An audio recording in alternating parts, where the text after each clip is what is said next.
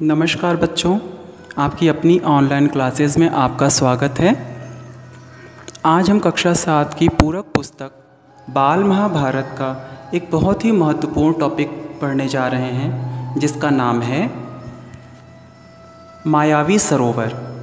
बच्चों, इससे पहले की कहानी में हमने जाना था कि कैसे पांडव कौरवों के द्वारा द्यूत क्रीड़ा में हारने के बाद 12 वर्ष का वनवास बिताने के लिए जंगलों में भटक रहे थे। वहीं बहुत सी घटनाएं घटती हैं। उन्हीं में से एक घटना है मायावी सरोवर की। एक बार की बात है, जब 12 वर्ष पूरे होने में थोड़े ही दिन शेष रह गए थे, तभी एक दिन पांचों पांडव किसी निर्धन ब्राह्मण की सहायता करते हुए वन में काफ़ी आगे तक निकल गए। जब वो काफ़ी आगे पहुंच आए, तब उन्हें प्यास लगी और वो थककर एक पेड़ के नीचे बैठ गए। तभी युधिष्ठिर ने बोला नकुल से कि नकुल जरा देखो, आसपास कोई सरोवर हो तो जरा पानी की व्यवस्था करो। नकुल ने पेड़ पर चढ़कर देखा तो पास में ही कुछ ऐसे पेड़ नज़र आए और बगुले नज़र आए जो कि पानी के आसपास रहते हैं। तब वो उस दिशा की ओर चल पड़े। जब वो कुछ दूर आगे पहुँचते हैं, तब उन्हें एक विशाल सरोवर नज़र आता है। वो तुरंत प्यास से व्याकुल होने के कारण सोचते हैं कि पहले मैं पानी पी लूँ, उसके बाद मैं अपने भाइयों के लिए तरकश में पानी भर के ले चलूँगा। लेकिन जैसे ही वो आगे बढ़ते हैं पानी पीने के लिए, उन्हें एक आवाज़ सुनाई देती है, सावधान नकुल, अगर पानी पीना है तो पहले मेरे प्रश्नों का जवाब देना होगा, क्योंकि ये सरोवर मेरा है। लेकिन प्यास से व्याकुल नकुल ने उनके प्रश्नों पर, उनकी आवाज़ पर ध्यान न दिया और पानी पी लिया। जैसे ही पानी पीकर निकले बाहर वो चक्कर खाकर बेहोश होकर गिर गए। जब काफ़ी देर नकुल नहीं आए, तब युधिष्ठिर ने सहदेव को देखने के लिए भेजा। सहदेव भी जाते ही जब अपने भाई को मूर्छित देखा तो वो पहले पानी पीने के लिए तालाब की ओर बढ़े। उन्हें भी वही आवाज़ सुनाई दी, लेकिन उन्होंने भी उस पर ध्यान नहीं दिया और पानी पी लिया। वो भी वहीं मूर्छित होकर गिर पड़े। जब दोनों भाई नहीं लौटे, तब युधिष्ठिर ने अर्जुन को भेजा और कहा जरा जाओ देख कर आओ वो दोनों कहाँ रह गए। जब अर्जुन वहाँ पहुँचते हैं और अपने भाइयों को इस हालत में देखते हैं, तो वो तुरंत उस तालाब के पास पहुँचते हैं और पहले पानी पीने के बारे में सोचते हैं। जैसे ही वो पानी पीने चलते हैं, उन्हें आवाज़ आती है कि सावधान अर्जुन, अगर तुमने बिना मेरे प्रश्नों का उत्तर दिए पानी पीने की कोशिश की तो तुम्हारा भी वही हाल होगा जो इन तुम्हारे भाइयों का हुआ है। अर्जुन तुरंत अपने बाणों का संधान करके उस आवाज़ की दिशा में बाण चलाने लगते हैं, लेकिन अपने बाणों को असफल देखकर वो क्रोधित हो जाते हैं और फिर पानी पीने के लिए आगे बढ़ते हैं। और जैसे ही वो पानी पीते हैं, वो भी मूर्छित होकर वहीं गिर जाते हैं। तब युधिष्ठिर ने भीम को भेजा कि जाओ देखो ये सब कहाँ रह गए। जब भीम पहुँचते हैं तो देखते हैं उनके तीनों भाई सरोवर के किनारे बिल्कुल मृत अवस्था में पड़े हैं।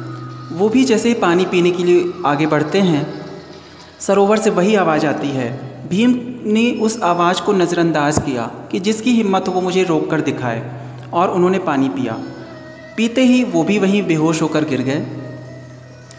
जब चारों भाई नहीं लौटे, तब युधिष्ठिर को चिंता और बढ़ गई और युधिष्ठिर वहाँ से स्वयं चले कि मुझे ही देखना होगा ये कहीं भटक तो नहीं गए, किसी जंगल में रास्ता तो नहीं भटक गए चारों भाई। जब वो आगे वहाँ पहुँचते हैं तालाब के पास, तो वहाँ देखते हैं कि चारों भाई उनके मूर्छित अवस्था में वहाँ पड़े हैं। तब उन्हें बहुत ही दुख होता है और उनकी आँखों से आंसू निकल आते हैं। और उसके बाद वो आसपास देखते हैं कि शायद कोई दुश्मन आया हो, लेकिन किसी के भी पैरों के निशान नज़र नहीं आते। तब उन्हें ये अंदाज़ा लगता है कि ज़रूर ये कोई माया जाल है। और इस तरह से प्यास से व्याकुल युधिष्ठिर भी जैसे ही पानी पीने के लिए आगे बढ़ते हैं, उन्हें भी वही आवाज़ सुनाई पड़ती है कि सावधान युधिष्ठिर, अगर पानी पीना है तो पहले मेरे प्रश्नों का जवाब दो, क्योंकि ये सरोवर मेरा है, अन्यथा तुम्हारा हाल भी तुम्हारे भाइयों जैसा होगा। युधिष्ठिर बड़े ही धैर्य के साथ उस आवाज़ से कहते हैं कि बिल्कुल आप प्रश्न पूछिए, मैं तैयार हूँ।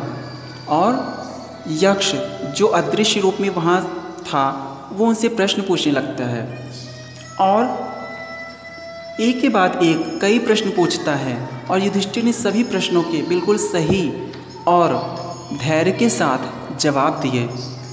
इस तरह से यक्ष उनके जवाबों से प्रसन्न हो जाता है और फिर कहता है कि मैं तुमसे प्रसन्न हूँ, बताओ मैं तुम्हारे किस भाई को जीवित कर दूँ? मैं सिर्फ एक भाई को ही जीवित कर सकता हूँ। इस पर युधिष्ठिर ने बोला कि आप मेरे नकुल को जिंदा कर दीजिए, जीवित कर दीजिए। तब यक्ष ने आश्चर्य होकर पूछा कि आखिर ऐसा क्या है, तुमने भीम या अर्जुन को क्यों नहीं जीवित करना चाहा? तब उन्होंने बोला, युधिष्ठिर ने कहा कि मैं कुंती का पुत्र हूँ और हम 3 भाई कुंती माता के पुत्र हैं और बाकी नकुल सहदेव माद्री माता के पुत्र हैं। तो मैं तो कुंती माता का एक पुत्र जीवित हूँ, अगर माद्री माता का भी एक पुत्र जीवित रहेगा तो हिसाब बराबर रहेगा। यह सुन करके कि इतना निस्वार्थ भाव से युधिष्ठिर ने भीम अर्जुन की बजाय नकुल को जीवित करने के लिए कहा, यक्ष प्रसन्न होते हैं और अपने असली रूप में आते हैं। वो और कोई नहीं बल्कि धर्मराज रहते हैं और उनसे कहते हैं कि तुम्हारे सभी भाई जीवित हो जाएंगे और तुम अपने जीवन में हर युद्ध में, हर कठिनाई में सफलता पाओ। ऐसा आशीर्वाद देकर वो उन्हें गले से लगाकर वहाँ से चले जाते हैं। तो बच्चों, ये थी कहानी मायावी सरोवर की। आशा करता हूँ आपको समझ में आया होगा। नेक्स्ट वीडियो में फिर मिलेंगे, तब तक के लिए धन्यवाद।